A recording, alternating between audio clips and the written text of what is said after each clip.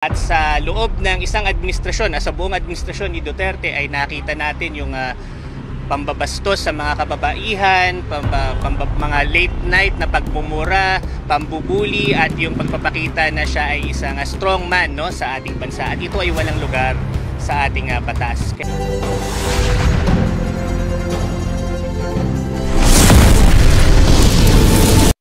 Sige, magandang umaga po sa lahat. Maraming salamat po sa ating mga kasama sa media na sumama sa amin ngayong umagang to.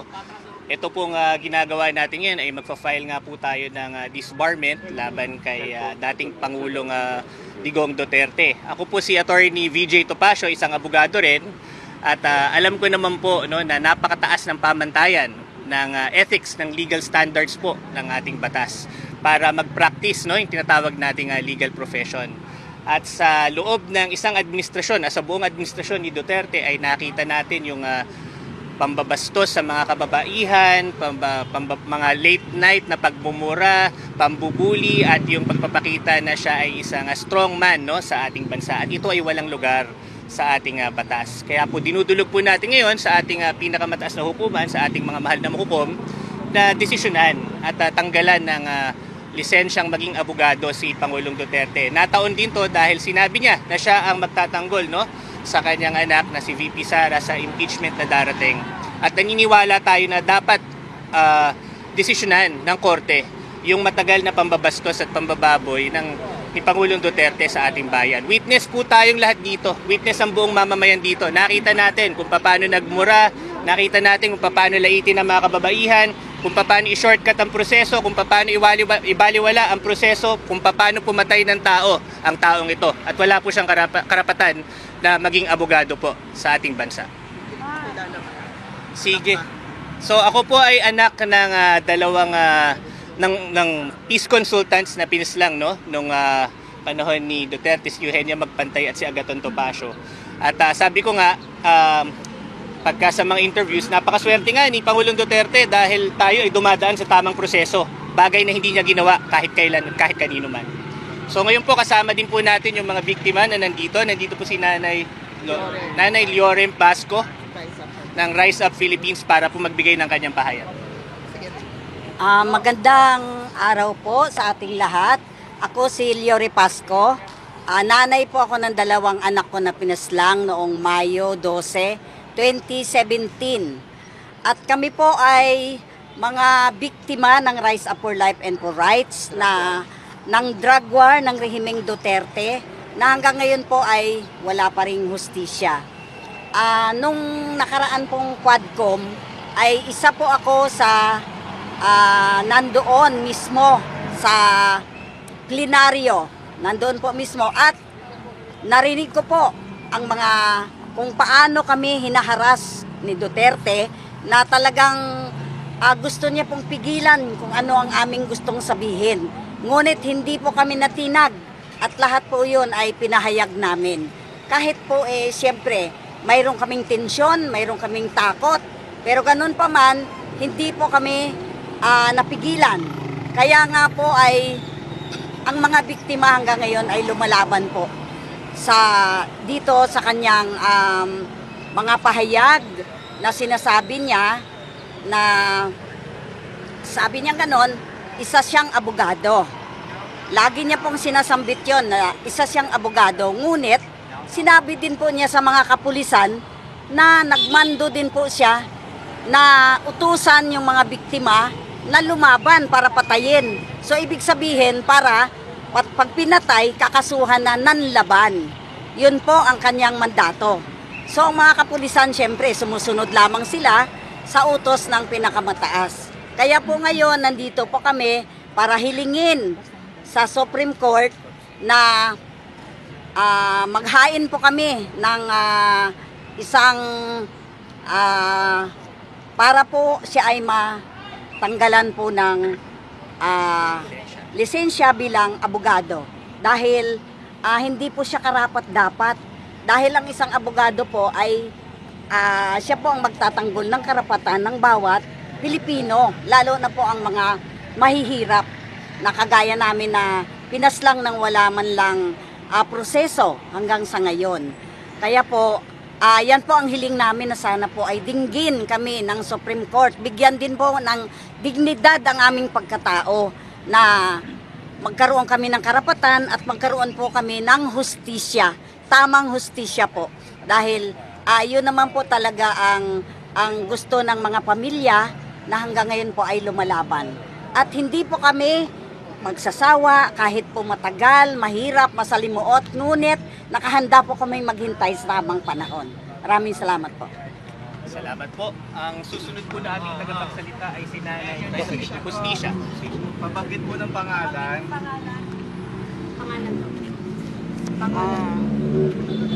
Ako po si Nanay Inda Limeta, isa po sa magulang po ng isa sa mga biktima ng Bloody Sunday Massacre noong March 7, 2021.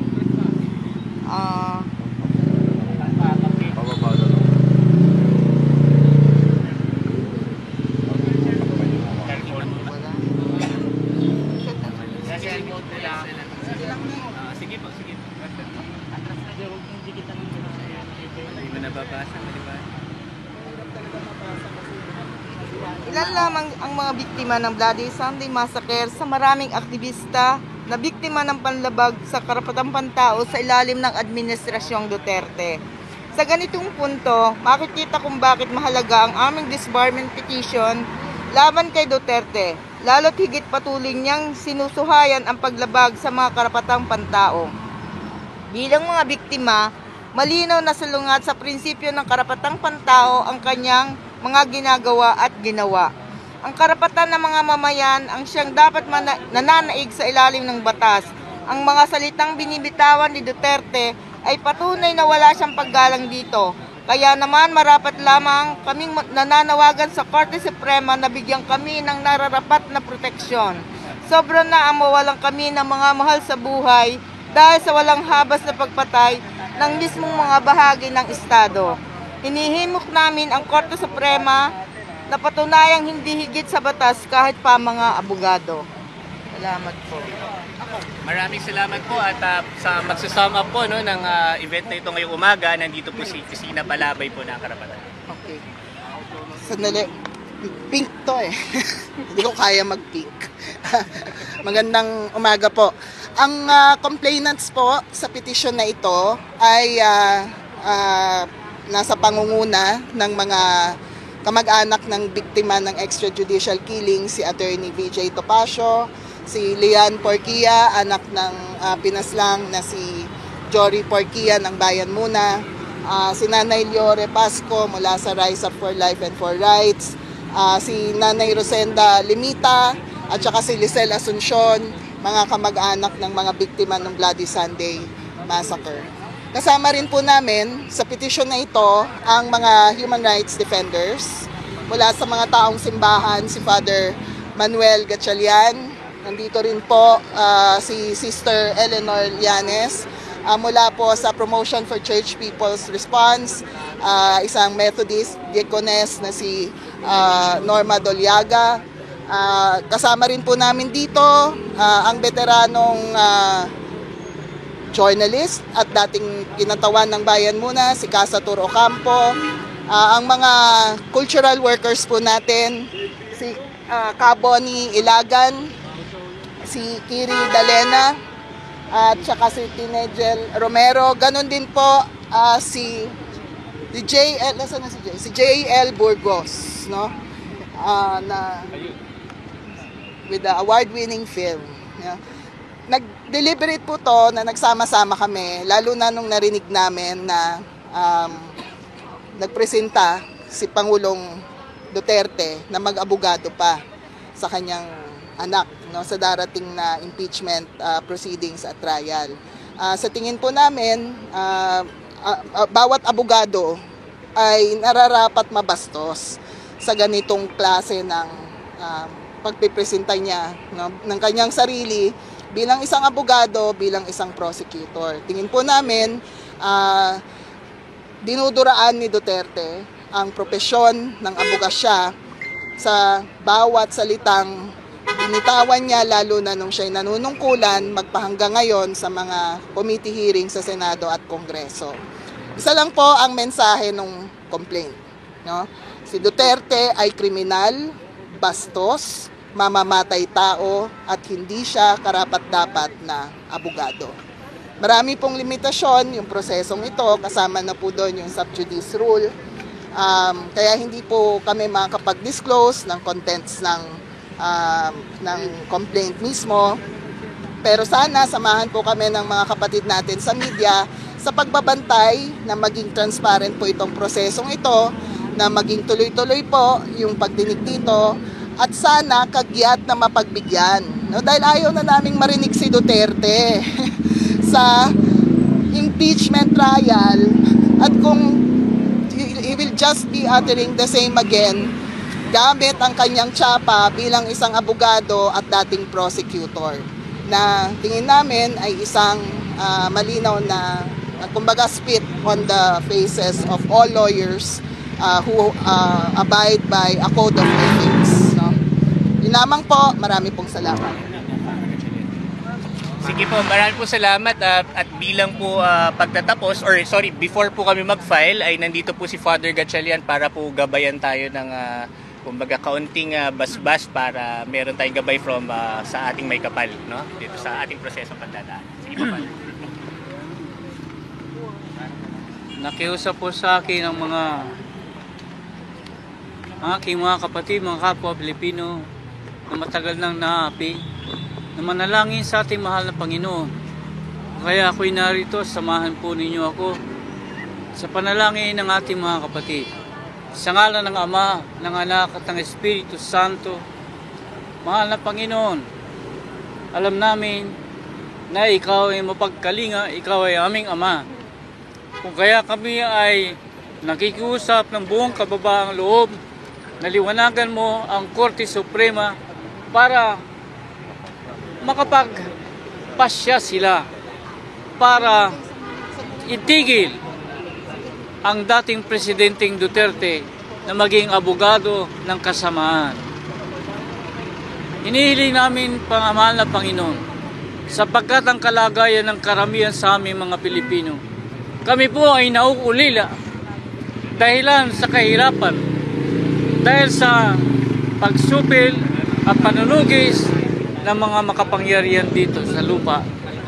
Hinihiling namin, Mahal na Panginoon, bilang aming Ama dito sa lupa at sa langit, Ikaw ang higit na nakaalam sa pangangailangan ng iyong mga anak. Kung kaya kami ay humihiling sa iyo, nabigyan mo ng hustisya at karapatan ang matagal nang naghihintay ng katarungan. Hinihiling po namin, Mahal na Panginoon, sapagkat kami nagtitiwala na higit ka sa lahat, ang iyong kapangyarihan ay higit sa lahat, at ikaw ay mapagmahal sa iyong mga anak.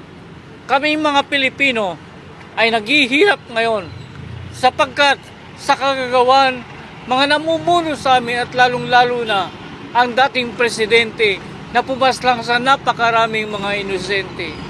Hinihiling namin, Mahal na Panginoon, na kami nawa ay ingatan ninyo sapagkat kami ay nakikiusap sa aming pangungulila, kami ay humihingi ng tulong sa iyo sapagkat matagal na ang mga may kapangyarihan ang may pananagutan na dapat sila ay magpasya para tigilan ang mga taong humahadlang sa aming kalayaan, sa aming pagtatanggol sa aming karangalan. Mahal na Panginoon, Ikaw po ay mapagkalinga at hindi kami nawawala ng pag-asa sapagkat Ikaw ay kakampi ng mga api. Hinihiling namin sa iyo na sa pamamagitan ng iyong kapangyarihan, liwanagan mo po ang Korte Suprema na kami ay pagtanggol at tigilan ang dating Presidenteng Duterte na ipagtanggol ang kasamaan, sapagkat kami po ay karapat-dapat at may karangalan na maging isang anak, maging tunay na Pilipino, at karapat-dapat na iyong anak. Panginoon, kami po ay umaasa na ikaw ay pagpapalain mo ang iyong bayan. Maraming salamat, Panginoon. Ngayon pa man, kami nagpapasalamat sapagkat ikaw ay makapangyarihan at mapagmahal. Sige po, kung may mga, urong lang po tayo ng konti. So sana attorney, ano name niyo po ulit? Attorney VJ Topacio. Victoria, VJ Topacio. The good one, the good one. The good to passion. How does this file, this case, go around the fact na yung defense ni Duterte before na sinasabi niya that yung mga sinasabi niyang offensive or hindi maganda, hindi naman daw siya directive talaga, it's just a joke or not to be taken seriously. In fact, parang hindi pa yata siya na found guilty for any of that. So how does that go around? Okay. Yung Supreme Court natin naglabas ng bagong canons for professional regulations ng mga abogado, no? At napakahigpit, no? Kami nga naglolokohan kami na parang lagi ka masususpinde dito sa mga acts na binabanggit ng Supreme Court. At itong mga ginawa ni Pangulong Duterte nung siya ay pangulo pa, lahat tayo dito testigo. Diba? Yung pagmumura, sabi ko nga yung mga late night pagmumura, pag walang magawa, yung mga pambabastos sa mga inosente, sa mga kababaihan, yung pag-amin sa Quadcom na nag-utos siya ng pagpatay, kami naniniwala na dapat ito ay masubukan, no, dito sa bagong canons ng ating, nanilabas nga ng ating Korte Suprema. Hindi po ba parang protected siya nun kasi sinabi niya while he was president? Alam mo, napaka-stricto nga, no, ng canon, sabi ko sa inyo, na hindi lang siya basta during or while practicing, no, yung law na sinasabi. Ito ay talaga yung pagkatao ng abogado na tinatawag natin. At yung mga pronouncement niya, yung mga announcement niya, kami ay naniniwala na pasok siya doon, no? At covered siya ng mga violations ng sinasabi nating mga canons na yun. Ang presidente ng Pilipinas, lalo siya pa nga ang dapat tagapagtaguyod ng batas natin. Hindi lang abogado, presidente pa. Only when he was president, hindi kasama yung inampaan niya si De Lima? Hindi namin pwedeng i-detalye yung complaint, no? Pero marami pong mga specific na details po na sinight po namin dito sa aming reklamo. Thank you. Yes po. Sa Clary ganon, pumunta rin po dito for this government against Sara naman. But when we asked him, he said what's next po, just in case hindi na naman, matagal this government against Sara, balak niyang mag-file naman against the justices. Ngayon, sir, what's next? Sakaling matagal or mabagal yung Kami naman po, tulad po ng ganito, no? Kaya nga po kanina, pinapasalamatan po natin yung ating mga media dahil nakikita po nila sa ng mamamayan, no? Sa pamamagitan ng mga ganitong coverage na interesado yung mamamayan na manawagan at dumaan sa proseso, no? Para itama yung mga maling ginawa nitong nakaraang administrasyon. Hindi po naman kami aabot, no, sa pagpa-file ng impeachment sa ating mga justices, pero hindi din po kayo mapapagod na mag-follow up at manawagan na resolbahan agad itong sinampa po naming reklamo. Yun pala, no, nananawagan din kami na isuspend, no, sana yung lisensya habang pending yung aming case against kay Pangulong Duterte. kasama yan sa Prayer. Apo. Apo. Hinihiling din po namin yun. Gaano matagal? Again, dinudulog po natin ito sa ating mga mahal na hukom, no? Sila na po ang may discretion po kung ano po yung ibibigay nila na karampatang penalty habang tumatakbo po itong kasong final natin.